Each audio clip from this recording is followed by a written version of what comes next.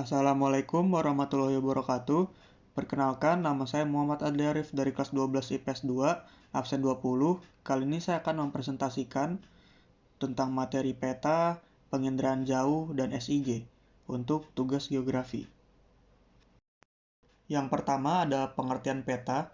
Peta adalah gambaran konvensional dari permukaan bumi, baik sebagian atau seluruhnya, pada bidang datar atau bidang yang bisa didatarkan dengan dibubuhi skala atau simbol. Dari asal bahasanya, peta awalnya berasal dari bahasa Yunani yaitu mappa, yang kemudian disebut map. Kita lanjut ke fungsi peta. Fungsi peta yang pertama ada memberi informasi kepada pembaca mengenai letak relatif maupun absolut suatu daerah terhadap daerah lainnya di permukaan bumi. Yang kedua, ada kondisi fisik non-fisik suatu daerah, misalnya kepadatan, jumlah penduduk, persebaran, dan lain-lain. Yang ketiga, memperhatikan ukuran dengan peta sehingga dapat diukur luas wilayah dan jarak di permukaan bumi. Yang keempat, ada menyajikan data tentang potensi suatu daerah. Yang kelima, menunjukkan posisi atau lokasi suatu tempat di permukaan bumi. Kemudian ada unsur peta.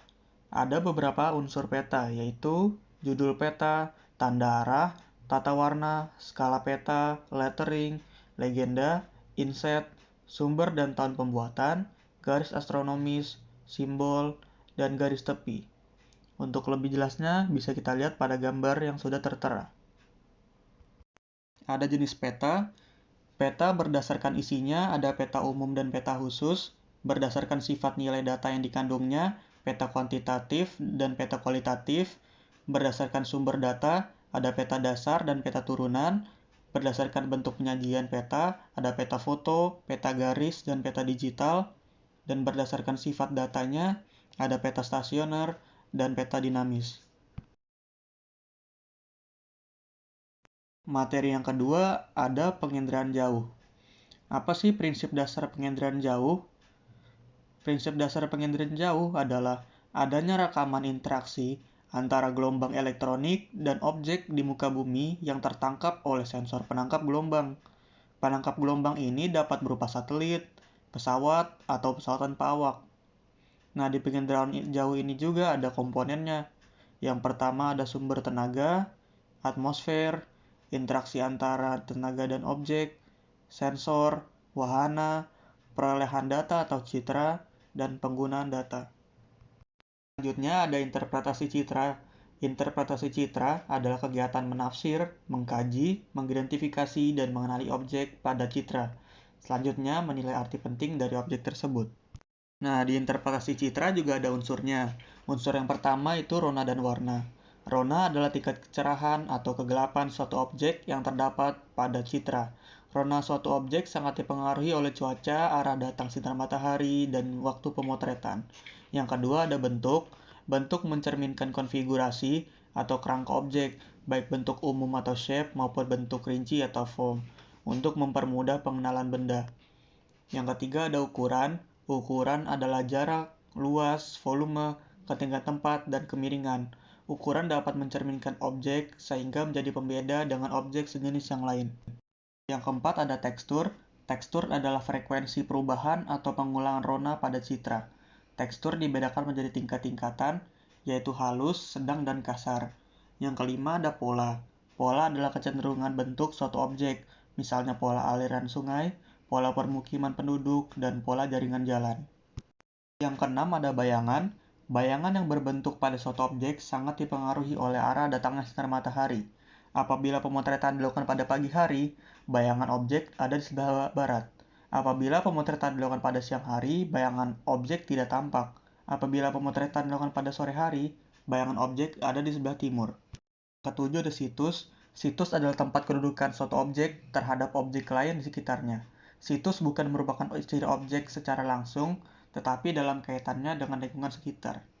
Yang kedelapan ada asosiasi. Asosiasi adalah hubungan antara suatu objek dan objek lain di sekitarnya. Di materi yang ketiga, di sini ada sistem informasi geografis atau SIG. SIG adalah sebuah sistem yang digunakan untuk mengolah data berupa informasi spasial atau keruangan.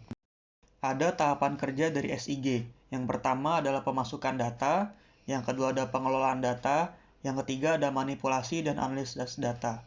Di manipulasi dan analisis data ini ada klasifikasi. Klasifikasi yaitu pengelompokan data yang ada ke dalam beberapa kelompok.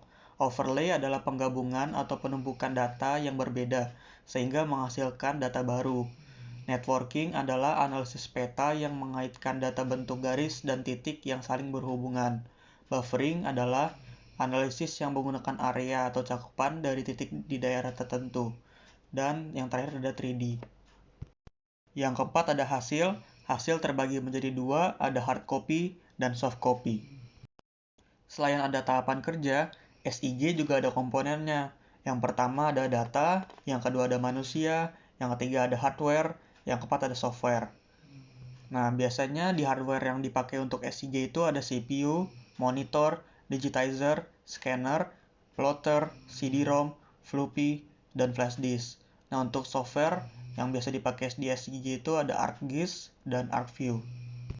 Di materi yang terakhir ada peta tematik. Peta tematik adalah peta yang menyajikan patron penggunaan ruangan pada tempat tertentu sesuai dengan tujuan tertentu pula. Bisa dikatakan bahwa peta tematik hanya menggambarkan satu tema saja. Di sini saya mengambil contoh peta analisis sifat hujan Desember 2018 Indonesia. Bisa kita lihat pada gambar, sifat hujan untuk yang berwarna coklat tua itu 0 sampai 30%. Untuk yang coklat muda 31 sampai 50% dan di yang berwarna oranye itu 51 sampai 84%. Nah, untuk yang coklat tua, coklat muda dan oranye sifat hujannya itu di bawah normal.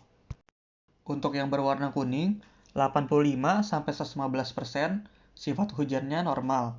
Untuk yang berwarna hijau muda 116 sampai 150%, untuk yang berwarna hijau 151 sampai 200%, dan untuk yang berwarna hijau tua lebih dari 200%, sifat hujannya di atas normal. Sekian penjelasan materi geografi dari saya. Mohon maaf apabila masih ada kekurangan dari segi materi atau pengucapan yang mungkin kurang jelas. Assalamualaikum warahmatullahi wabarakatuh.